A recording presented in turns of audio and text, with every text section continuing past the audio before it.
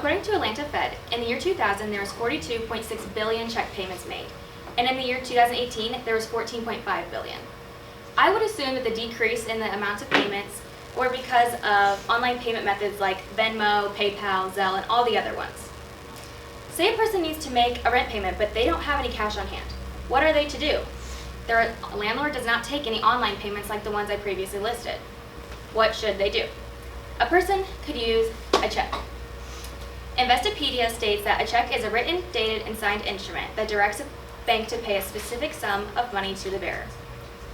I was introduced to checks because of my job. I work at an accounting firm where I run payroll for different companies. So I had to learn how to write checks, how to read checks, and how to process them in order to succeed well. Central Bank says that there is many types of different checks, such as personal checks, certified checks, cashier's checks, payroll checks, and money orders. Before we begin, we must know the basics such as what is on a check. On a check, you will find personal information, a payee line, a dollar box, amount your check, a memo line, a date line, a signature line, your bank's contact information, your bank's routing number, your account number, the check number, and an endorsement line. Now that sounds like a bunch of mumbo jumbo and nobody knows what any of that means. That's fine because I'm going to teach you. Something else that's important when writing checks is to make sure you always use a pen. You might ask, why not use a pencil? Well, if you give a check to somebody, they could easily erase the information and write something else. So if I wanted to give a check to somebody for $20, they could erase it and write it for $50, and I'd just be plumb out of luck. So you always want to make sure you write in pen. Now that we know what's on a check, I'm going to go into what each one means. So first we have our personal information. This includes things like your name, your address, and your phone number. Anything that can identify you. Some people also will add their email addresses, and some people even add their social security number, which I wouldn't recommend because that sounds kind of creepy.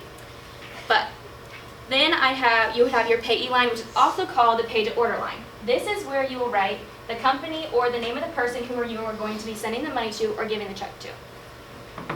Then we have our dollar box. This is where you will put the amount of money that you are sending, and you put it in this box here in numeric form.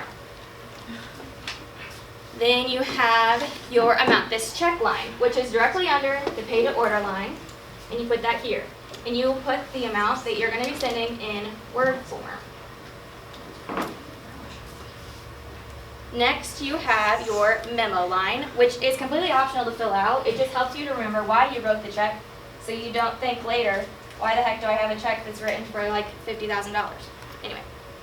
Then you have your date line, which just tells you why you wrote or what date you wrote the check on. Then also on the check is your bank's information, which doesn't really matter to you, but it could matter to somebody else who you're giving the check to. So that includes their name, their address, and their phone number.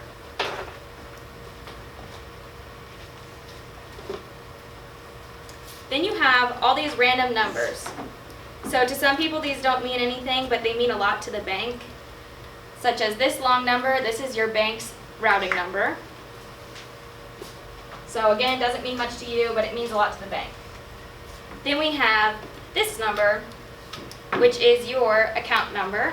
Again, doesn't mean much to you, but it means a lot to the bank because it's who they're going to be taking the money out of your account. It's how they know they are going to take the money.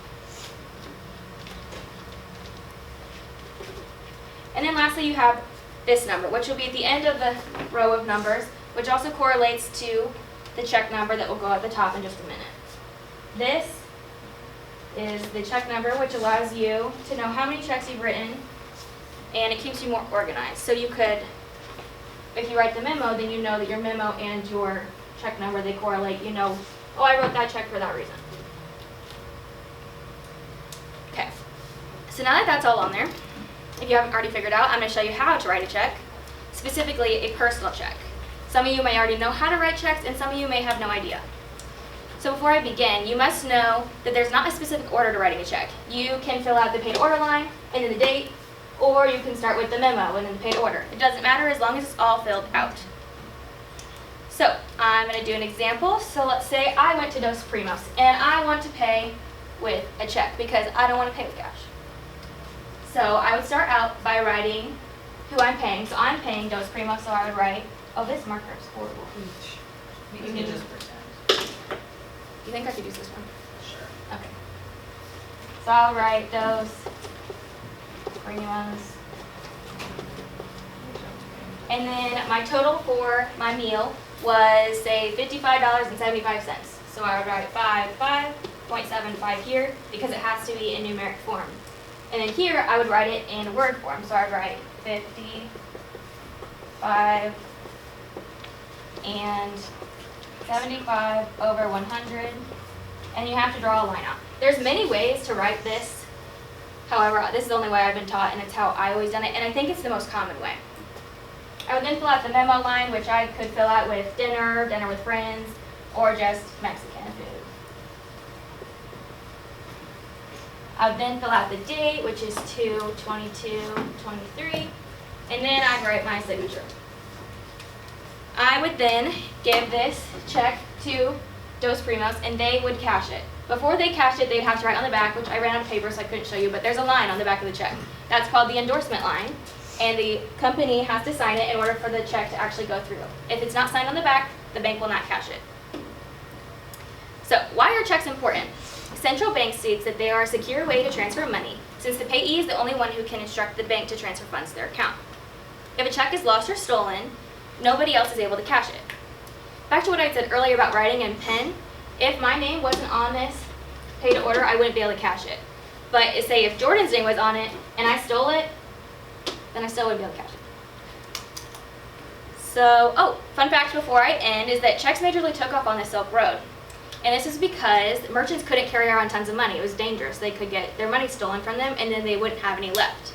They obviously didn't look like how they do now, because we've made a lot of changes, but anyways, that is how you write a check, and I hope you find a way to incorporate checks into your life somehow. Thank you.